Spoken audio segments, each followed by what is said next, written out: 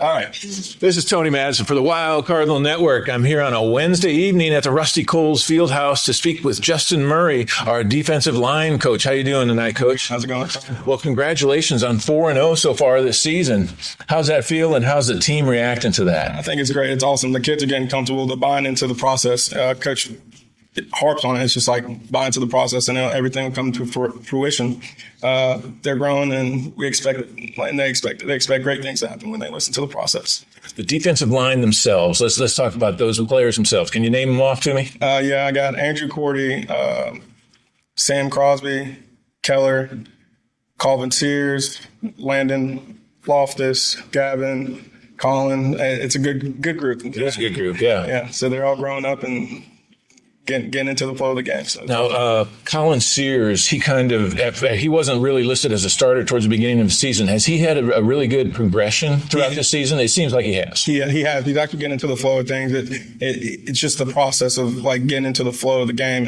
Once you get the reps, you get going. He builds the motor, and that's what you expect out of a D lineman. Like once you get that motor going, you can't be stopped. Who's your senior leadership there? I like to put it on the one part, like on the whole group. I don't want anybody to just say that like they're in charge. So yeah. I want them to take control, and you lead in how you want to lead. And what about experience from your defensive line? Who's your most experienced lineman? So my most experienced is Sam. He got a little bit of time in there last year as a freshman.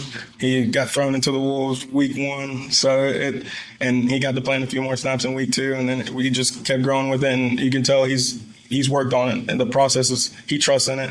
He buys into what I'm trying to coach him, and it's awesome to see. So. One of the things that we talk about, everybody who wins the player of the game is oftentimes the position of the guy carrying the ball. Yeah. So it's not the defensive lineman or the offensive lineman, unless we've had players of the week in past, like Parker Boss, who had just happened to have just monster games at the right time, that kind of thing. So it's still possible. Yes. But one of the things we talked about with the different players that I've been able to interview is the 7-on-7 in the offseason, what that helped with their timing and everything like that.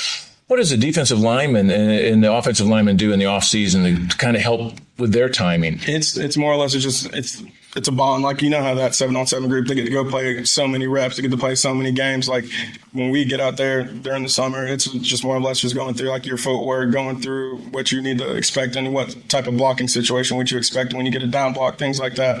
So it's a different little process. It's a little bit more boring compared to them going out there and having all the fun. But we get to have all the fun once it comes to game day. We get to you get hit every play, so that's the best part. You get to hit somebody.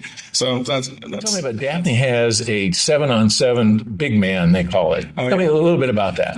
Okay, so it's just an O-line, D-line big man challenge. So they set it up. You get it's offensive line. Yes. Okay. Yes. So they get to do different competitions throughout. I think it's 5 or 6 different stations. You do like a clean the press. You'll do a farmer's walk with dumbbells. You'll do a sled push, and then you'll do like an obstacle course and things like that. And you can tell when they get out there, it's just like, dang, we've been waiting to do something fun all summer. And so every kid's out there smiling, and they're competing. Everybody's having fun, and that's what you want to see out of your big boys. So yeah, it's good that they get to have that at the end of the summer and with expectations going into fall camp. So do you have players going both ways, offense and defense? We'll have some kids doing it. So you usually see Rocco and Maddox get thrown into the fire a little bit. They don't get too many reps during the week, but they've seen it. They've listened to me talk about it and harp on it. So they understand what they need to do once they get thrown into the game. Rocco had a sack against John Carroll. Yeah. Towards the end of the game there, helped close it down. Situation in which it was phenomenal. Rocco's just a different athlete. You get thrown in any situation, he's going to do what he wants to do at 110%, and that's all you can ask when you play. Yeah, he's a competitor too. When he's out there, he's got a whole you can tell he's got his steam going, and he's on his way. Exactly. All right. Now your brother works here as well as a coach. Yes. Jeremy. Yes. What does he coach? He coaches. He's actually the defensive coordinator, and he coaches linebackers now. Last year he was the D-line coach with the middle school. So. But he actually was the one that played D-line in high school, and I played linebacker. So he played linebacker, yeah. So it's backwards a little bit. Yeah. And tell a little bit about your football career then.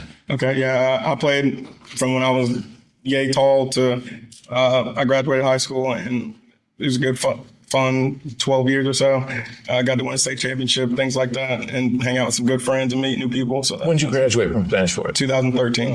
When we talk about 4-0.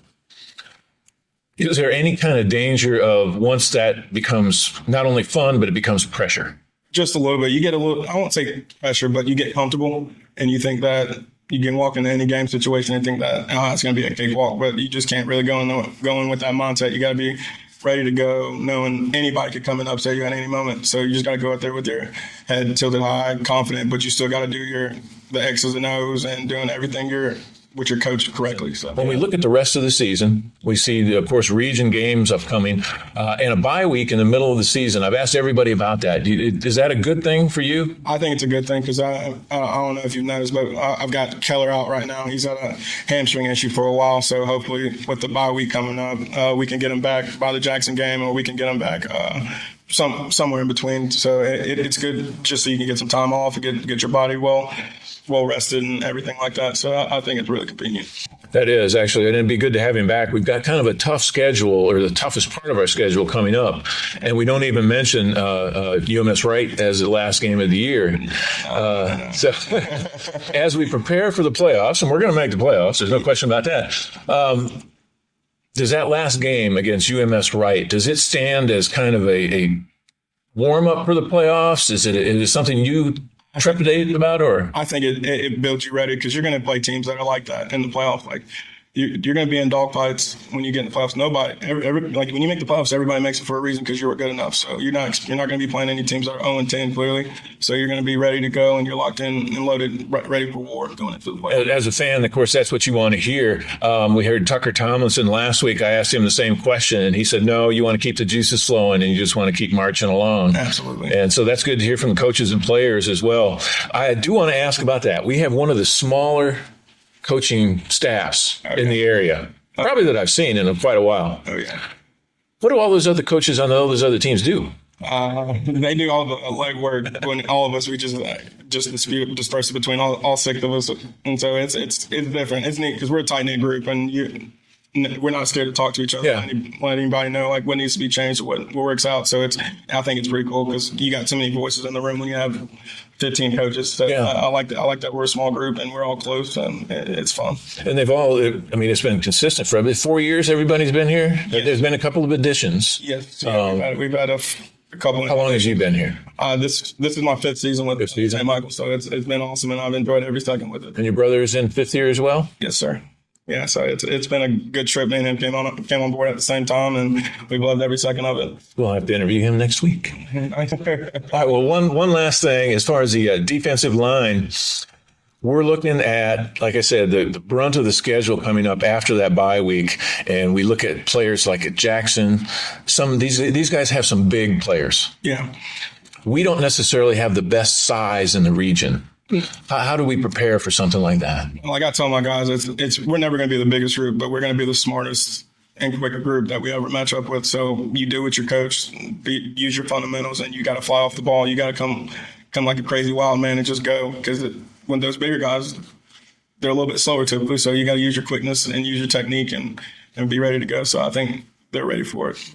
Not how big you are, it's how big you play. Exactly. As far as the playoffs, we had our first playoff travel last year. If we get lucky, things fall together and we win some games that I think we can win, we'll be hosting a playoff game here at St. Michael. Talk about the new stadium and the home field advantage that we have now. It's awesome. I think once you really get the feel of it, like getting your first playoff game, it's awesome. But once you get that first home playoff experience, it just makes you feel more comfortable. You know what you got behind you. You got people disrupting that offense whenever it's third down or something like that. It affects teams. So once you get it at home and you get comfortable, it'll be awesome for us. So Now, the crowd has always been good. Didn't matter if we were in Fairhope or St. Michael. But as Tucker said, it's nice to see some red instead of blue as you look out over the stadium. So, for sure, yeah. It's definitely awesome that we get to have our own place. So, and a nice facility. You've seen it growing throughout the summer as you guys have practiced. I imagine that was quite a sight.